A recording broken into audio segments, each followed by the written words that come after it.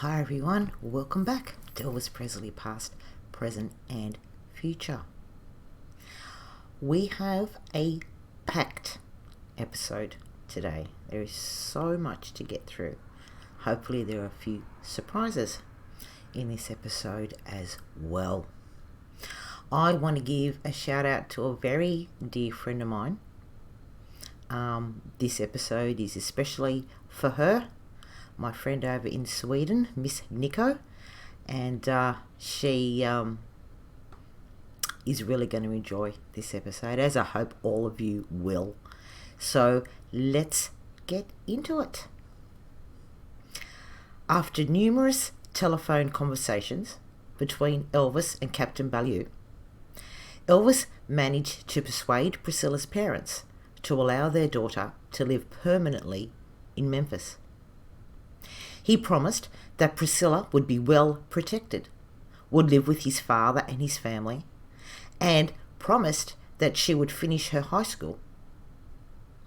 He even promised her parents that he would marry Priscilla someday, when she had reached the right age.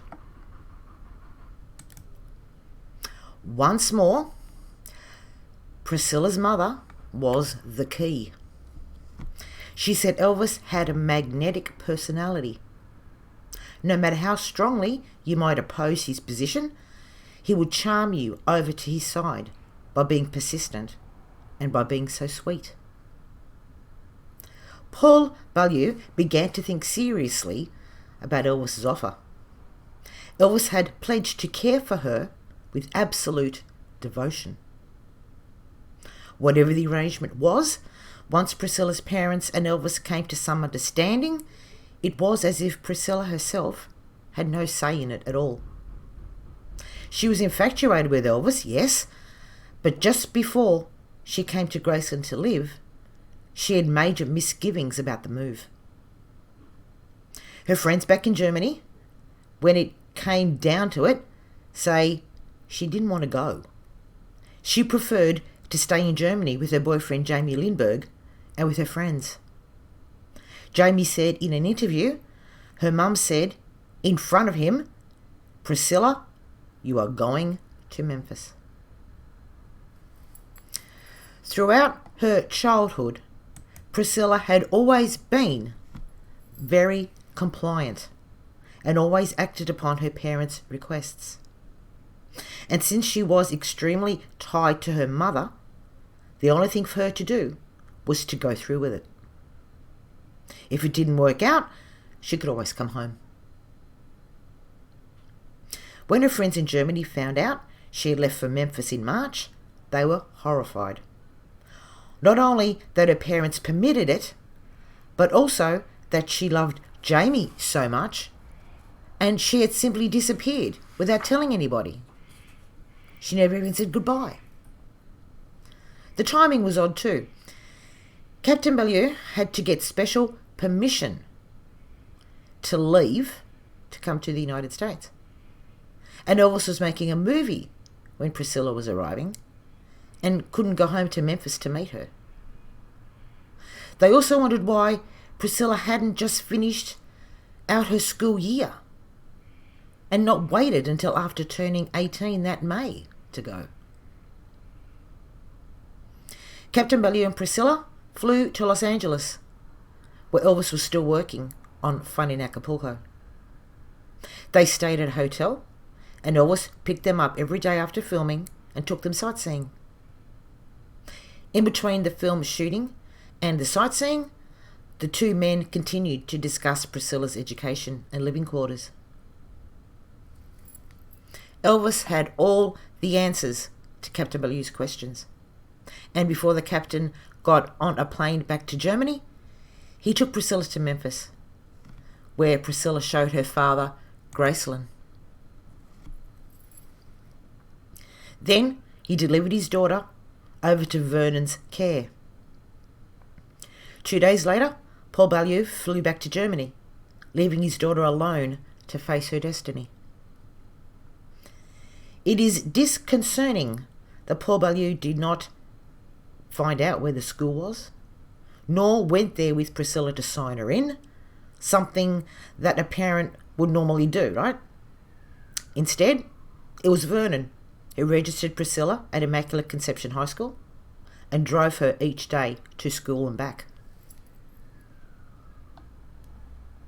Vernon and Dee lived at 3650 Hermitage Road. Elvis bought the house on Dolan Street for them later on, but this is the house that Priscilla came to live with Vernon and Dee when she came permanently to Memphis. And you can actually see the three of them standing there, and that's Priscilla there in the yellow. Priscilla said she kissed her father, thanked him for bringing her over to Memphis. She said, "It is all now out of my hands. My new life has begun." At the time, only 5 years earlier, Jerry Lee Lewis had created a scandal by marrying his 13-year-old cousin. The arrangement was so unorthodox and threatening to Elvis's career that he would lie about it to the local press. He told a reporter that saw Elvis and Priscilla together that she was the daughter of a military officer who sent her ahead because she wanted to graduate on time. He also said her family weren't far behind. Captain Bellew, on the other hand, didn't mind discussing the arrangements with others. A neighbour, Philip Barber, who had gotten to know Elvis when he lived on Audubon Drive in 1956, was in the Air Force with a staff officer's job when he began a casual conversation with a newly minted major called Joseph Paul Bellew. Captain Bellew noticed his southern accent and asked him where he was from. Philip told him he was from Memphis. Captain Bellew said, "Oh, my daughter lives there." "What does she do there?" asked Philip. "She just got out of school," said Captain Bellew. "Do you have relatives there?" asked Philip. "No," said Captain Bellew. "She lives with Elvis Presley." At first, Philip didn't know what to say, but he finally managed, "Oh, she lived with him in high school." "Yes," said Captain Bellew. Philip said, "Well, are they going to get married?"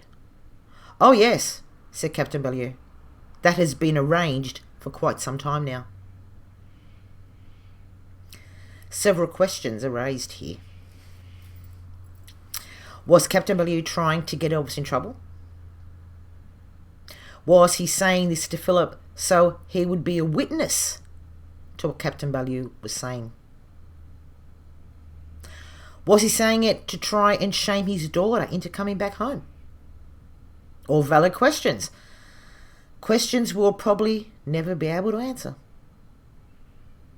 Now, guys, just stop and think for a minute.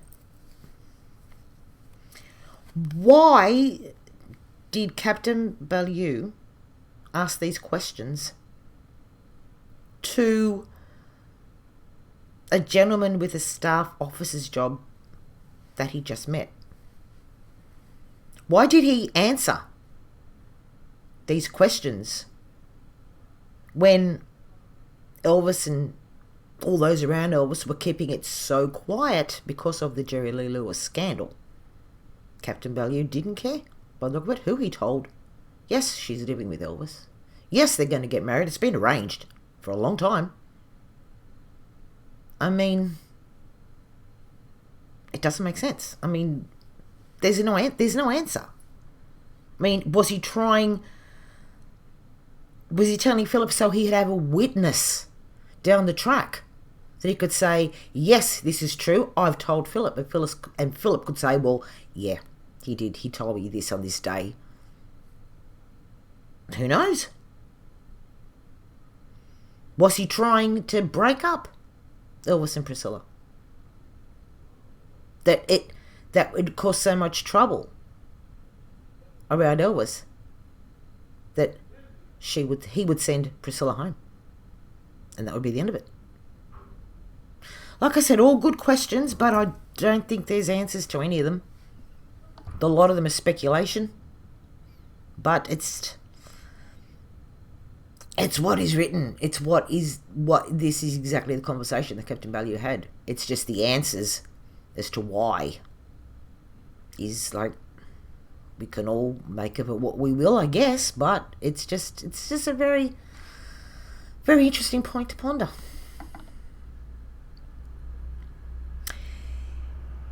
So was it the promise of marriage?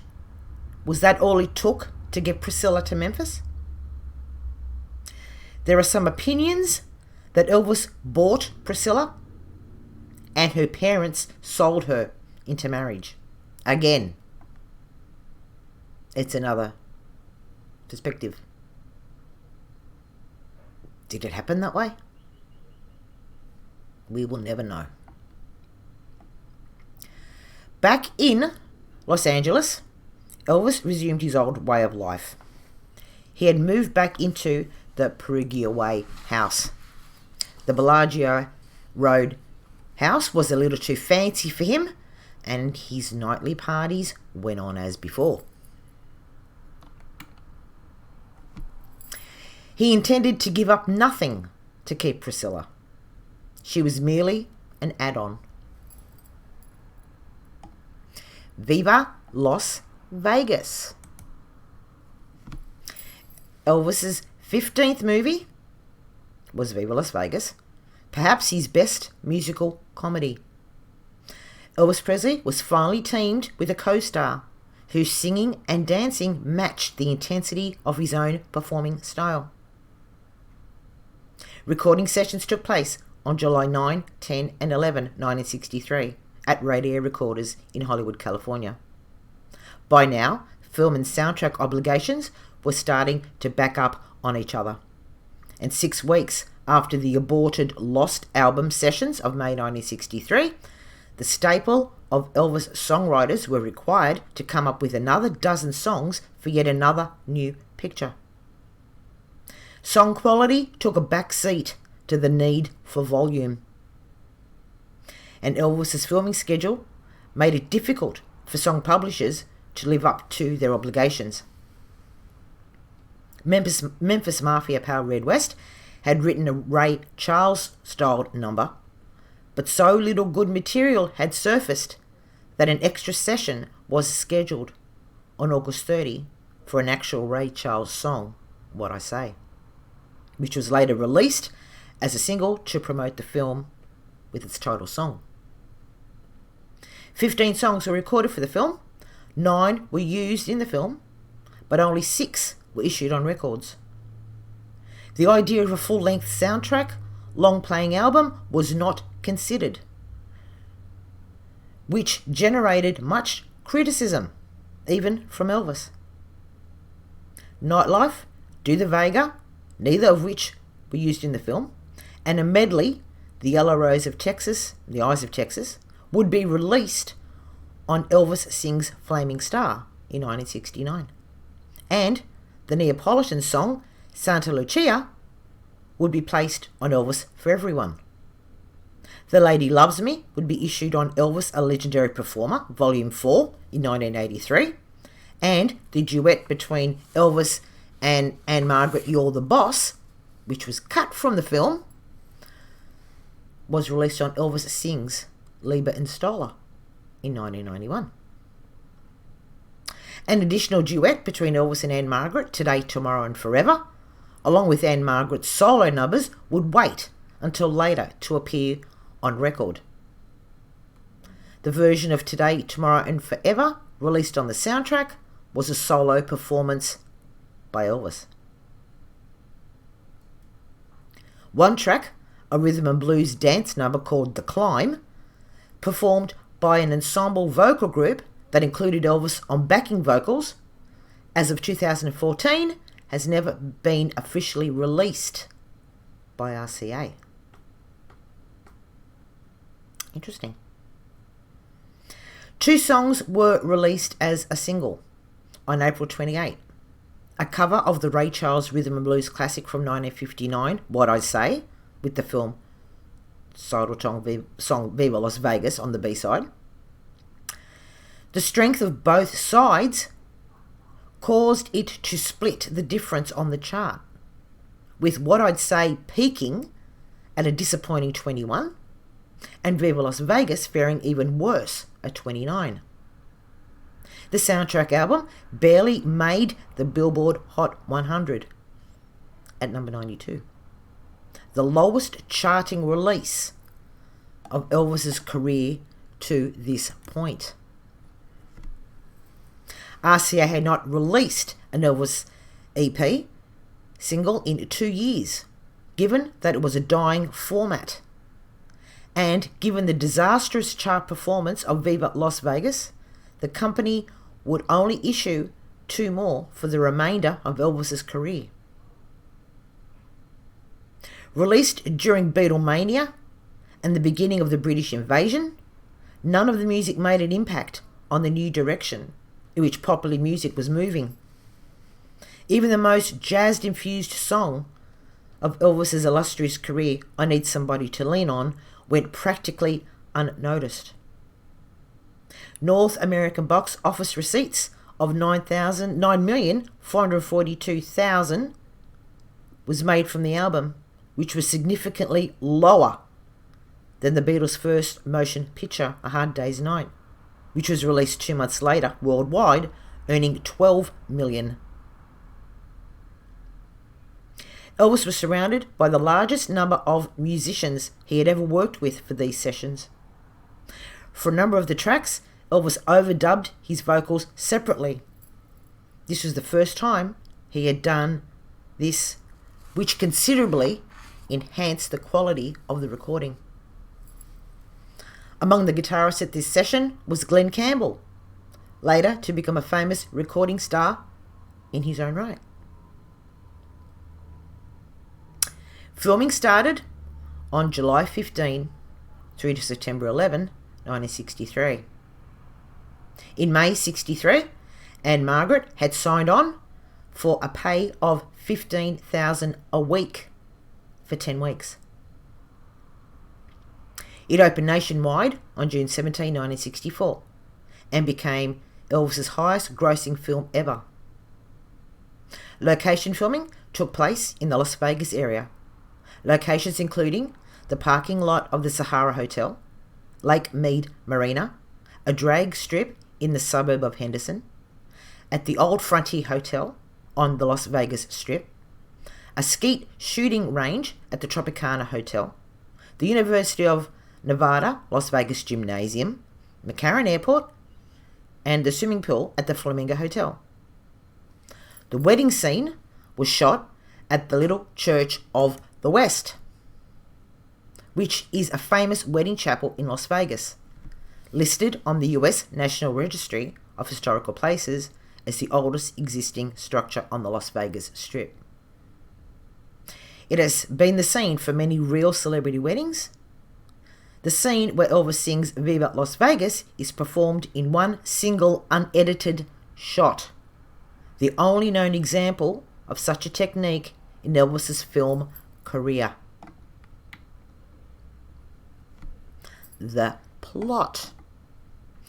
Elvis's character of Lucky Jackson is a racing car driver whose car desperately needs a new engine. He arrives in Las Vegas for the Vegas Grand Prix. Lucky raises the necessary money in Las Vegas, but he loses it when he is shoved into the pool by the hotel's young swimming instructor, Rusty Martin. Ann Margret. Lucky then has to work as a waiter at the hotel to replace the lost money to pay his hotel bill, as well as enter the hotel's talent contest in hopes of winning a cash prize sizable enough to pay for his car's engine. During this time, Lucky attempts to win the affections of Rusty. His main competition arrives in the form of Count Elmo Mancini, Caesar de Nova, and his Ferrari 250 GT Berlinetta. Mancini attempts to win both the Grand Prix and the affections of Rusty. Rusty soon falls in love with Lucky, and immediately she tries to change him into what she wants. Elvis's long-time movie stand-in double, Lance de Gault, played a son of the Lone Star State in Viva Las Vegas. And in the scene in which Ann Margret's character pushes Elvis's character off the diving board, it's actually Lance who takes the fall, standing in for Elvis. Lance can also be seen in Girls, Girls, Girls, Kissin' Cousins, where he played Elvis's double, and Roustabout. He was also ringside with the tambourine in the 68 comeback special. And he can actually be heard today as the narrator in the Graceland Audio Tour presentation. And there's Lance sitting down there next to Elvis. So we'll be doing Kissin' Cousins next week, and we'll be able to see Lance playing the double Elvis, which is so obvious in some of the scenes where Elvis is face on. You see an Elvis character facing back the other way, and obviously the other one is Lance. And he's a good guy, like Lance. Ann Margret Olsen was born April 28, 1941. Swedish-born American actress, singer and dancer, born in Stockholm, Sweden. The daughter of Anna Regina and Carl Gustav Olsen. The family moved to Valsjöbyn. She later described Valsjöbyn as a small town of lumberjacks and farmers high up near the Arctic Circle. Ann Margret and her mother joined her father in the United States in November 1946, and her father took her to Radio City Music Hall on the day they arrived. They settled in Wilmette, Illinois, outside of Chicago. She became a naturalized American citizen in 1949. Ann Margret took her first dance lessons at the Marjorie Young School of Dance, showing natural ability from the start, easily mimicking all the steps. Her parents were supportive, and her mother made all of her costumes by hand. To support the family, Ann Margret's mother became a funeral parlour receptionist after her husband suffered a severe injury at work.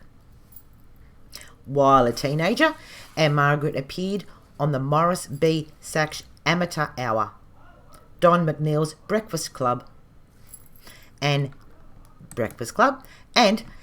Ted Mack's Amateur Hour.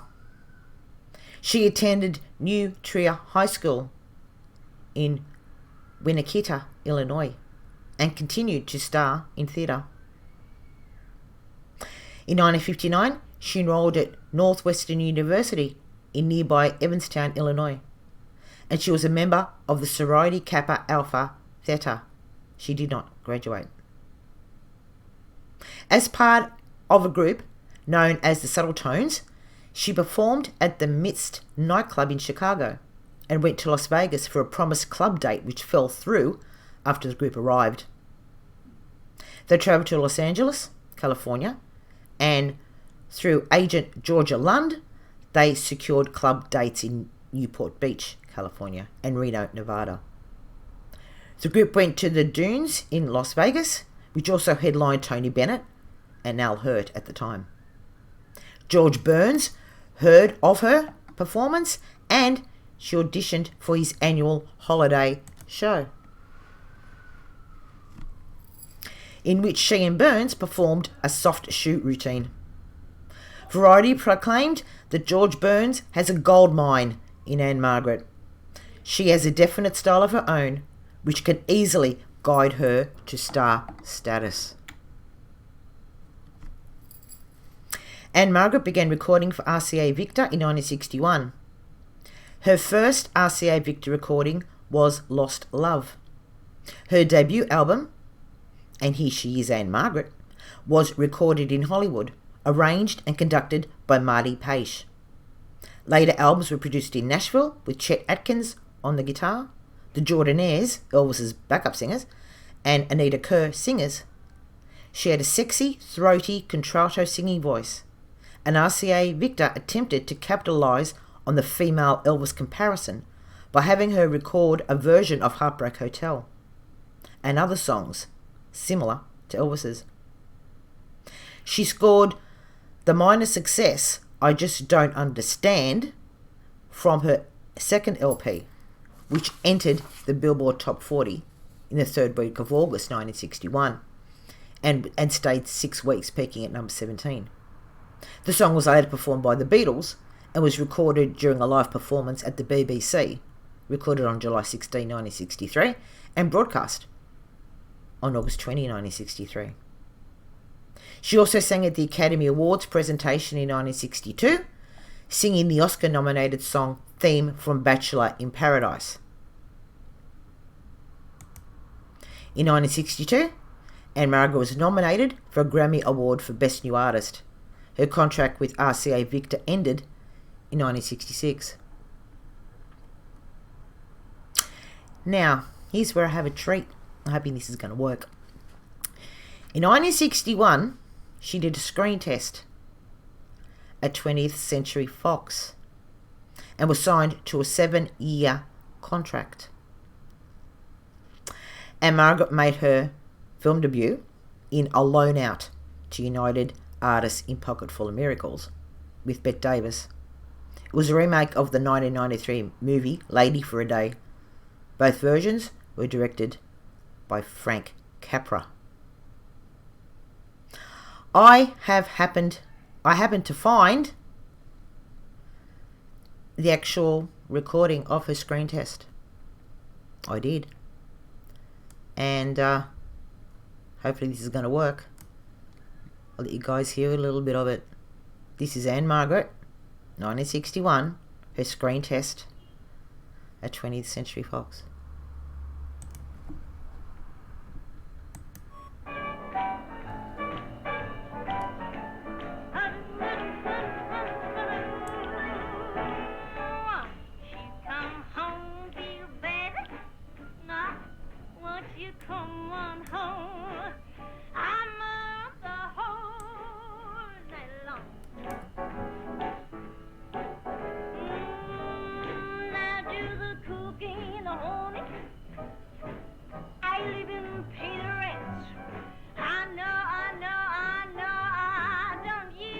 What do you think of that, huh?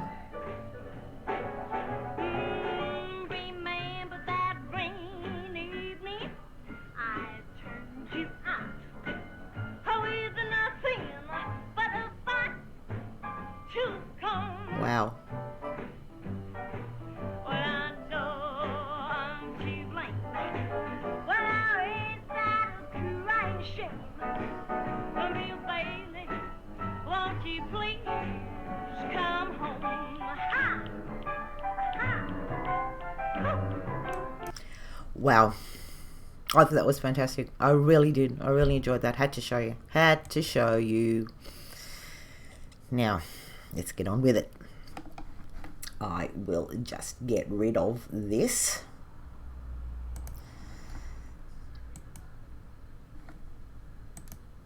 Okay. Now. Then came a 1962 remake of Rodgers and Hammerstein's musical State Fair, in which she played the bad girl role of Emily opposite Bobby Darin and Pat Boone. She had previously tested for the part of Margie, the good girl, but she seemed to be too seductive for that role, according to the studio bosses, who then decided to make the switch. The two roles represented two sides of her real-life personality, shy and reserved offstage, but wildly exuberant and sensuous onstage. Her next starring role as the all-American teenager Kim from Sweet Apple, Ohio, in Bye Bye Birdie, 1963, made her a major star. The premiere at Radio City Music Hall, 16 years after her first visit to the famed theatre, was the highest first-week grossing film to date at the music hall. Life put her on the cover for the second time and announced that the torrid dancing almost replaces the central heating in the theatre. She was then asked to sing Baby Won't You Please Come Home at President John F. Kennedy's private birthday party at the Waldorf Astoria 1 year after Marilyn Monroe's famous Happy Birthday. Ann Margret met Elvis Presley on the MGM soundstage. The two filmed Viva Las Vegas. She recorded 3 duets with Elvis for the film: The Lady Loves Me, You're the Boss, and Today, Tomorrow and Forever. Only The Lady Loves Me made it to the final film, and none of them were commercially released until years after Elvis's death, due to concerns of Colonel Parker that Ann Margret's presence threatened to overshadow Elvis. While she was working on the film Once a Thief, 1965, she met her future husband, Roger Smith, who, after his successful run on the Private Eye television series 77 Sunset Strip, was performing a live club show at the Hungry Eye on Bill. He was on bill with Bill Cosby and Don Adams at the time. That meeting began their courtship, which was met with resistance from her parents. Her red hair colour, she's a natural brunette, as we just saw, was the idea of Sidney Gularov, a hairdresser who changed the hair colour of other famous actresses such as Lucille Ball. During a lull in her film career in 1967, Ann Margret gave her first live performance in Las Vegas with her husband, whom she had married in 1967, taking over as her manager after that engagement.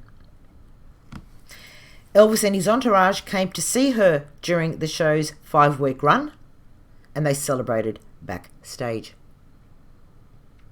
Ann said that Elvis sent her a guitar-shaped floral arrangement for each of her Vegas openings.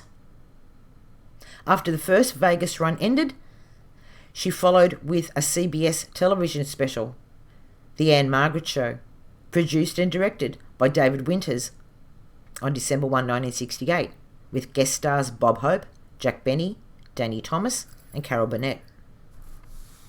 Then she returned to Saigon as part of Hope's Christmas show.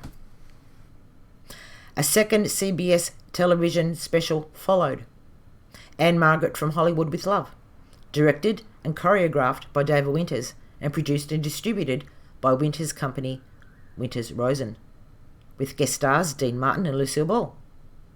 David Winters and the show were nominated for a Primetime Emmy in Outstanding Choreography. She starred in numerous movies during the 60s and early 70s until Sunday, the 10th of September 1972. While performing at Lake Tahoe, she fell 22 feet from an elevated platform to the stage and suffered injuries, including a broken arm, cheekbone, and jawbone. She required meticulous facial reconstructive surgery that required wiring her mouth shut and putting her on a liquid diet. Unable to work for 10 weeks, she returned to the stage almost back to normal. Throughout the 1970s, Ann Margret balanced her live musical performances with a string of dramatic film roles that played against her glamorous image. In 1973, she starred with John Wayne in The Train Robbers. Then came the musical Tommy in 1975, for which she was again nominated for an Academy Award for Best Actress. In addition, she has been nominated for 10 Golden Globe Awards, winning 5, including her Best Actress in a Musical or Comedy for Tommy. On August 17, 1977, Ann Margret and Roger Smith travelled to Memphis to attend Elvis's funeral. 3 months later, she hosted Memories of Elvis, featuring versions of the Elvis 68 special and Aloha from Hawaii special. Ann Margret was an early choice of Alan Carr's to play the role of Sandy Dombrowski in the 1978 film Grease. At 37 years old, she was ultimately determined to be too old to convincingly play the role of a high school student. Olivia Newton-John got the role instead, and the character was renamed Sandy Olsen after Ann Margret's birth name in her honour. There's something I bet you didn't know, guys. Maybe you did, I don't know. That the role of Sandy, the Olivia Newton-John, got changed to Sandy Olsen after Ann Margret, who was originally given the part, but she was deemed too old. Told you I had lots of things to go through this time, didn't I? Ann Margret published an autobiography in 1994 titled Ann Margret, My Story, in which she publicly acknowledged her battle and ongoing recovery from alcoholism. She played Belle Watling in Scarlet, 1994, a television miniseries loosely based on the 1991 book of the same name written by Alexandra Ripley as a sequel to Margaret Mitchell's 1936 novel Gone with the Wind. In 1995, she was chosen by Empire as one of the 100 sexiest stars in film history. She ranked 10th. Ann Margret had no children, but she was the stepmother of the 3 children of her husband, Roger Smith. She and Roger were married from May 8, 1967 until his death on June 4, 2017. Before this, she dated Eddie Fisher and had that serious 1-year romance with Elvis. A keen motorcyclist,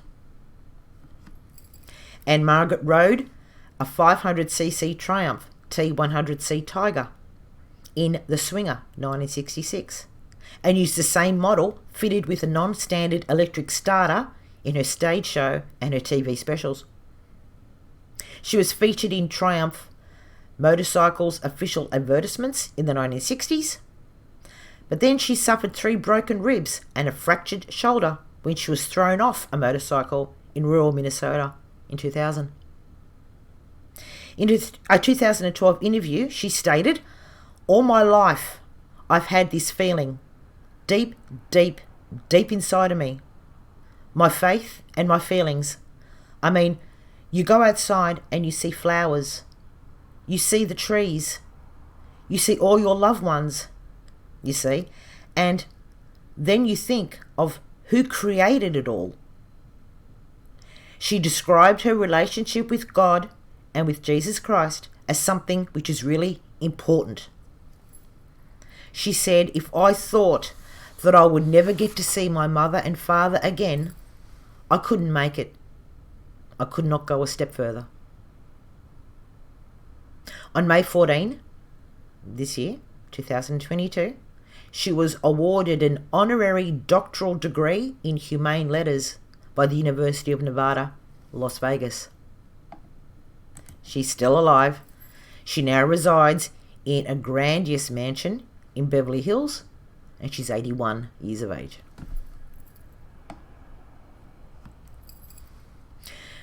With the casting of the delicious and dynamic Ann Margret, Elvis found the first co-star who could match him in looks, musicality, and screen appeal.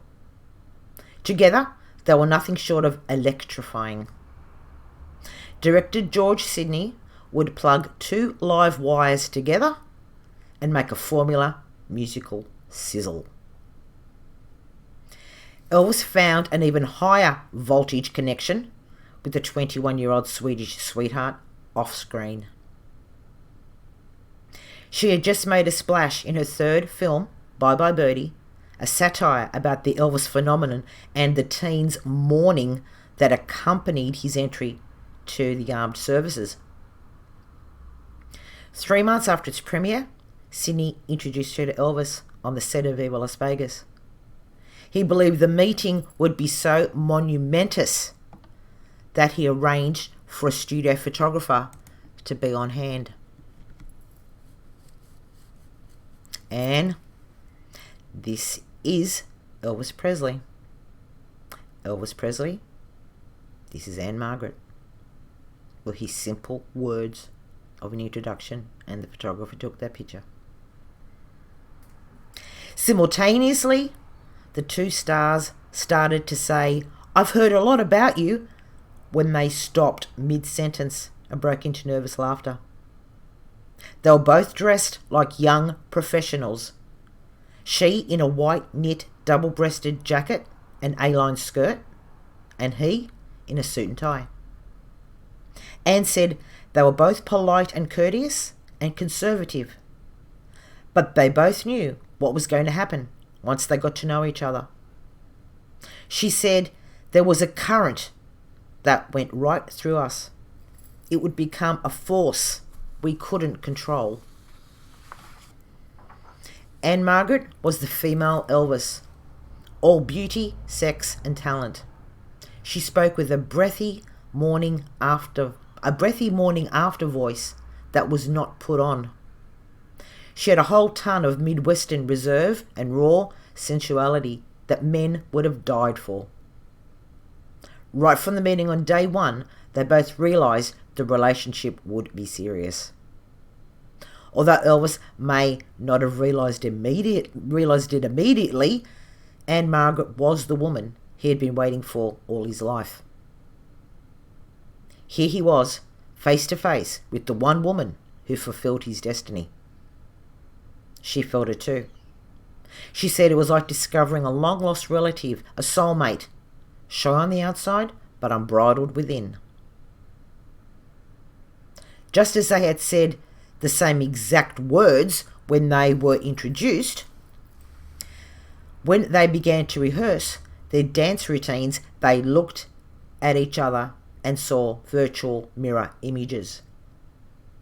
Anne said, when Elvis thrust his hips, mine slammed forward too.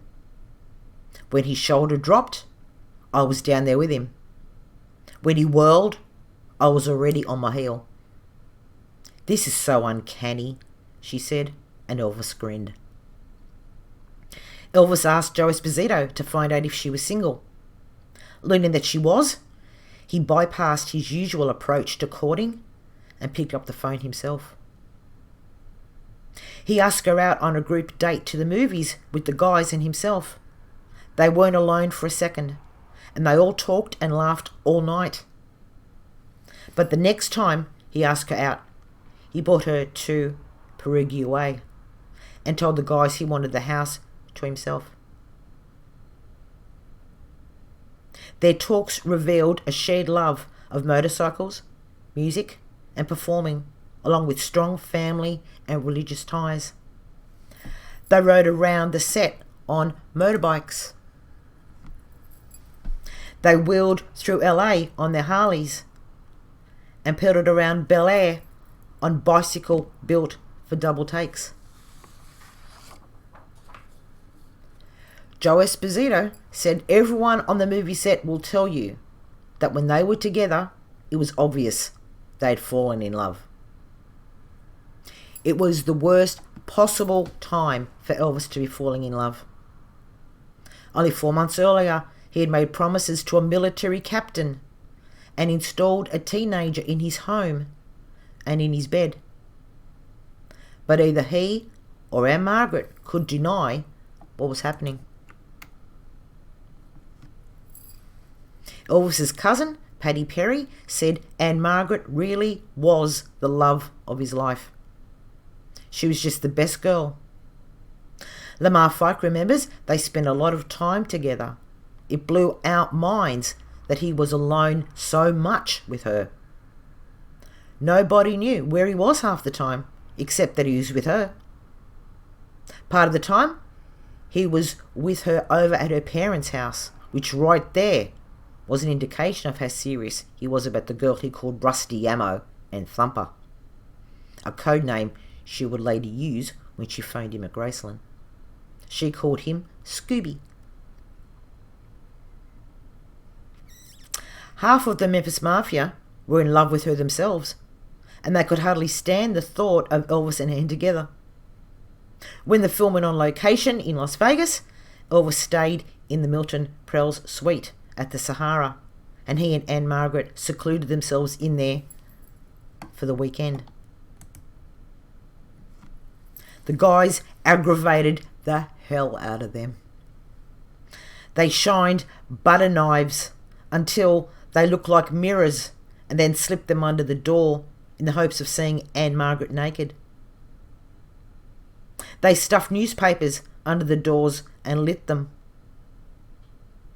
They tried everything, but Elvis and Ann Margret would not come out of that room. Theirs was a very strong, intense relationship.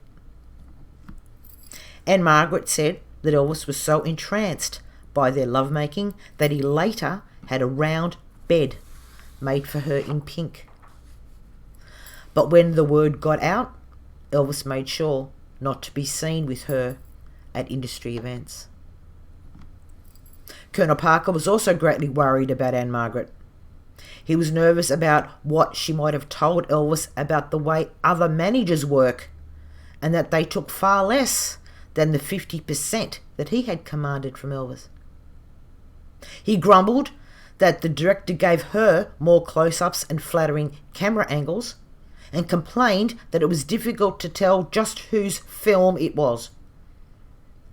Parker may have been looking after his client, but he was particularly short-sighted in insisting that the director cut the couple's duets down from 3 to 1. By the time the cast and crew returned to Los Angeles, the press had picked up on Elvis's relationship with Ann. So had Priscilla. Elvis and Ann had talked about marriage,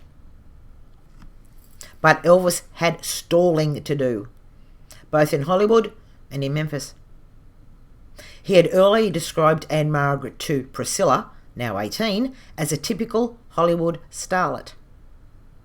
After reading these articles that evening, Priscilla grilled him on the phone. "Tell me what's going on," she demanded. "Nothing's going on," he said, and he repeated his mantra of the press blowing it all out of proportion. But Priscilla's intuition told her otherwise. Joe Esposito confirms that Priscilla was very, very upset. This one affected her tremendously. Billy Smith said that Elvis and Priscilla had many arguments over Ann Margret.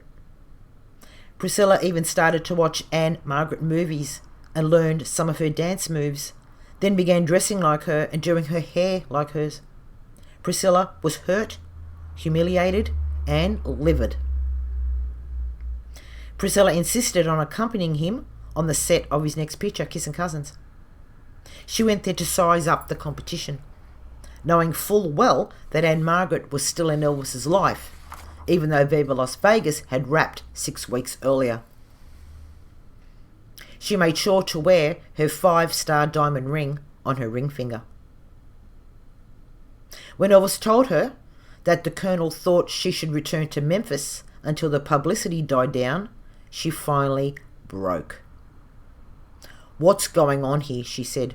"I'm tired of these secrets, these secret telephone calls, the notes, the newspapers." She picked up a vase of flowers and threw it against the wall. "I hate her," she yelled at Elvis. "Why doesn't she keep her ass in Sweden where she belongs?" Elvis was now angry and said, "Look, God damn it, I didn't know this was going to get out of hand." He told Priscilla that he was organising a plane for her to go back to her parents. Elvis began packing her bags and told Vernon to book her on the next available flight. Priscilla was heartbroken. She stood there shocked and paralysed with grief as she watched Elvis taking clothes from her closet and putting them in his suitcase. After he had packed, he yelled down to Vernon and said, "Daddy, did you book that plane?" Vernon replied that he had. He picked up her suitcase, grabbed her by the arm and led her to the landing. he told her not to write to him or ring him. Priscilla stared at him in disbelief. She picked up her bag and started walking down the stairs, tears streaming down her face. When she reached the bottom of the stairs, Elvis called out to her. She turned to face him, and he said, "I want a woman who's going to understand that things like this might just happen. Are you going to be her or not?" She hated him for what he was putting her through, but she fell into his arms. He told her to take her bag upstairs and unpack it. When President John F. Kennedy was assassinated later that month, Elvis watched the awful aftermath with Ann Margret, not Priscilla. Ann Margret released her memoir, My Story, in 1994, telling about her life and her relationship with Elvis. She revealed there were factors in Elvis's life that forced him apart from me, and I understood them. Elvis had always been honest with me, but still, it was a very confusing situation. She and Elvis knew the time had come to end things. Ann Margret said, "We continued to see each other until we had dated for over a year. Then everything halted." Once it all came crushing down, Elvis was forced to return to his socially approved relationship with Priscilla. He was then pressured by his manager, Tom Parker, to propose to her, according to Ann Margret. Ann Margret added, "We knew the relationship had to end. Elvis had to fulfill his promise. We remained good friends up until he passed away. He used to send me flowers every opening night of my shows. That's how I found out he had passed away. There were no flowers delivered on opening night, the day he passed away." The film grossed $9,442,000 at the box office. For his role in Viva Las Vegas, Elvis received a third place prize, 1965 Laurel Award for Best Male Performance in a Musical Film. Viva Las Vegas also received the 1965 Laurel Award for runner-up in the category of the Best Musical of 1964. Ann Margret was praised for her on-screen chemistry with Elvis, as she nearly stole the film from him. Some critics in 1964 were lukewarm about Las Vegas, such as one for the New York Times, who wrote, "Viva Las Vegas is the new Elvis Presley vehicle. It is about as pleasant and unimportant as a banana split." However, many others deduced the reasons why many members of the North American public liked the movie so much. Variety stated in its review, "Beyond several flashy musical numbers, a glamorous locale, and one electrifying auto race sequence, the production is pretty trite and heavy-handed affair." Critical reaction notwithstanding, Viva Las Vegas has become one of Elvis's most popular and iconic films. More than 150 people jammed into the mayor's office on Tuesday, December 17, 1963, to see Elvis hand out Christmas checks, totaling $55,000. The checks benefited 58 Memphis and Mid-South charities. In appreciation, the organisers presented Elvis with a 6-foot plaque. It was warm in the room, and when the commissioner, Claude Armour, announced Elvis was going to pass out the checks, Elvis wiped his brow and said, "Elvis is going to pass out, period." So there we go.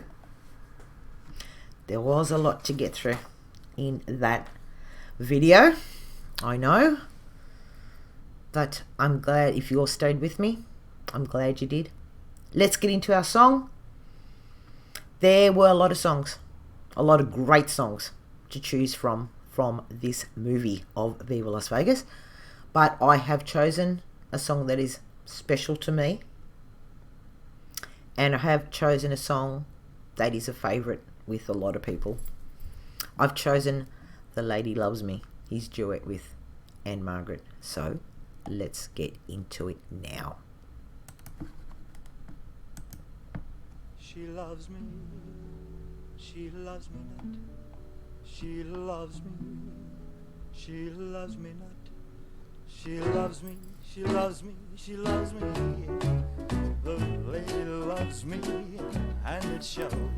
In spite of the way she turns up her nose, I'm her ideal, her heart's desire. Under that eye she's burning like fire.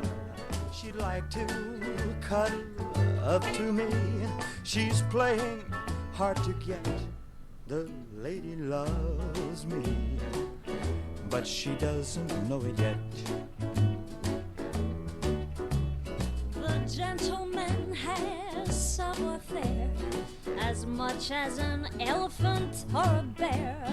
I'd like to take him for a spin, back to the zoo to visit his kin.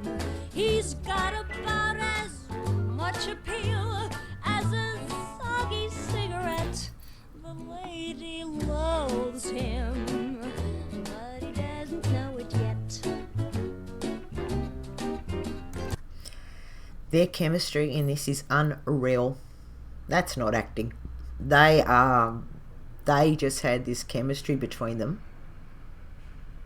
It was awesome to watch the two of these together.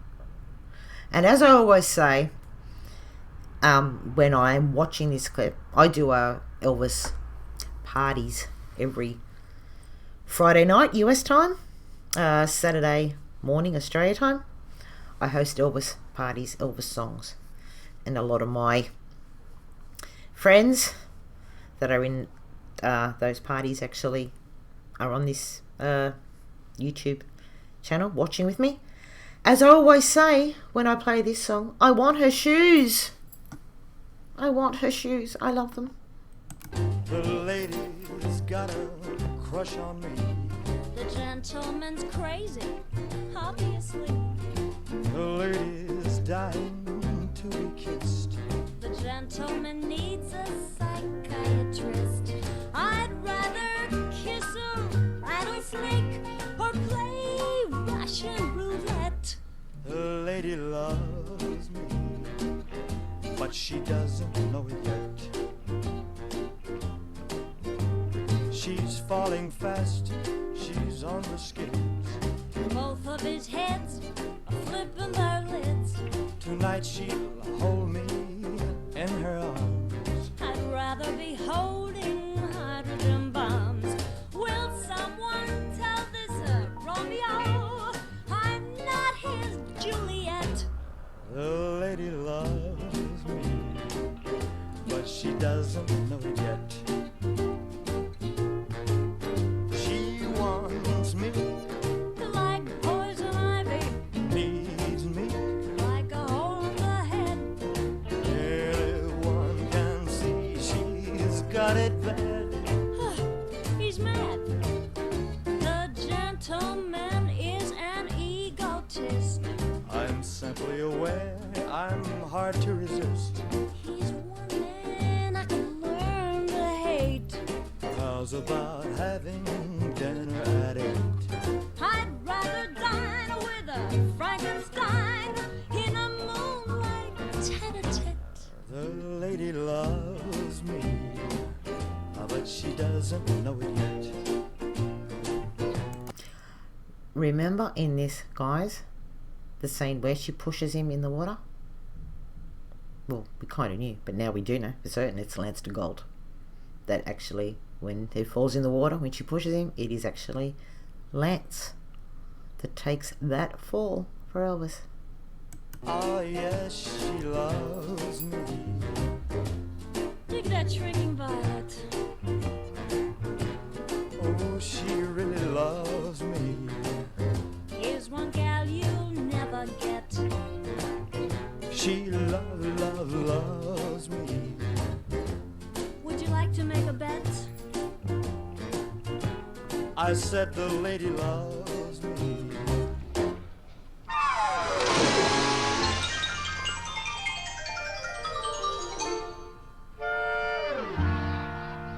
The gentlemen's are wet.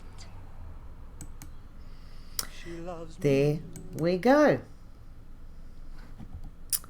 I am glad. Well, I hope I'll be glad that you enjoyed this video. I had a lot of fun researching this. I had a lot of fun choosing the song for this, as there were a lot of songs to choose from this movie. So guys, I hope you did enjoy it. Viva Las Vegas is available everywhere. It is one of the more popular films of Elvis, and I have actually got it in a box set where they all look like that. And it's like I said, it's, if you haven't seen it, this one is a must. This movie, Elvis movie, is in my top 3. It is fantastic. So if you haven't got it, go out and get it. Alright guys, hope you all have a great week. You all be good, stay safe, and I'll see you all next week, where we will do Kissing Cousins. You all take care. Bye.